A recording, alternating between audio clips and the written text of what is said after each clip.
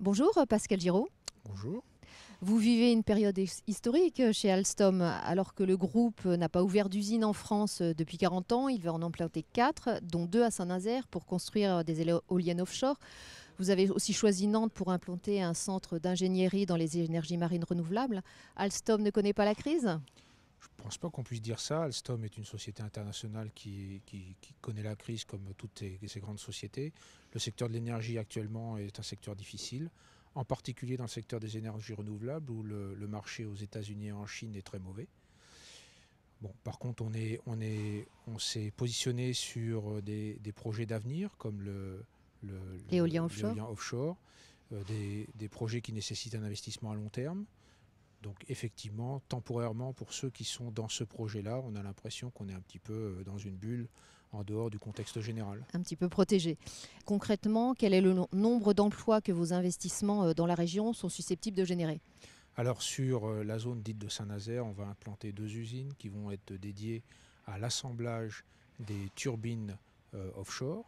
Donc il y aura une usine qui va s'occuper de l'assemblage du générateur et une usine qui va s'occuper de l'assemblage de la machine elle-même, de la turbine qui est installée au-dessus du mât. Donc ça c'est pour la partie usine. On va générer à peu près 300 emplois directs sur l'ensemble de ces 2 usines. À quelle échéance elles vont être opérationnelles Alors concrètement? notre plan, d'abord on a déjà une usine temporaire qui a été installée pour commencer à assembler des prototypes. Le prototype qui a été installé déjà sur la zone du Carnet, sur la commune de Frossé, et un prototype offshore qui va être installé en mer dans le premier trimestre 2013. Ensuite on va monter dans cette usine temporaire une pré-série. Et on pense pouvoir bouger vers l'usine définitive à peu près au milieu de l'année 2014. Alors pourquoi cette implantation ici? C'est la proximité des champs d'éoliennes, l'environnement industriel, un peu les deux? Un peu les deux et voire plus. Historiquement, Alstom avait une implantation dans la zone, donc on avait quelques bases, il y avait des connaissances, on connaissait assez bien le marché de l'emploi. Il y a sur cette zone-là un historique de formation sur des métiers qui nous intéressent. On a aussi autour de nous des grands acteurs, donc ça fait une attractivité de la zone.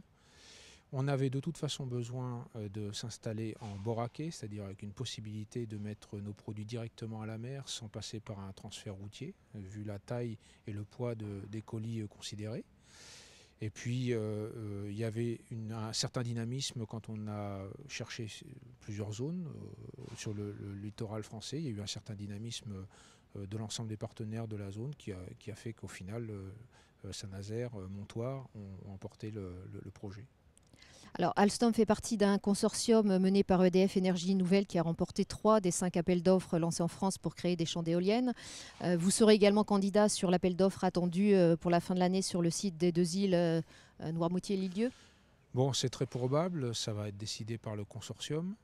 Nous, le contrat qui nous lie au consortium, c'est un contrat d'exclusivité de fournisseur de turbines. Donc, si le consortium décide de se porter candidat à ce deuxième appel d'offres, nous serons là pour offrir les turbines. Évidemment, notre plan industriel a été basé sur le fait qu'on candidaterait à l'intérieur du consortium, on candidaterait à l'ensemble des appels d'offres français, les 6 gigawatts qui avaient été envisagés, ce qui nous permet de lancer une base industrielle et d'avoir une certaine garantie de lancement pour une certaine pérennité d'emploi. Alors on parle de 3 à 4 milliards d'euros d'investissement au large de la Loire-Atlantique et de la Vendée, dont une moitié pourrait revenir aux entreprises de ce territoire. Vous confirmez ces chiffres? Je n'ai pas d'informations par rapport à ces chiffres-là, je ne peux pas vous le dire.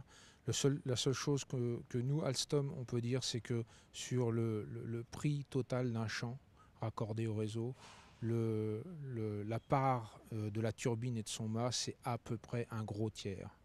Après, la somme totale, je ne peux pas communiquer. Merci beaucoup Pascal Giraud d'avoir accepté notre invitation. C'était Merci. avec plaisir.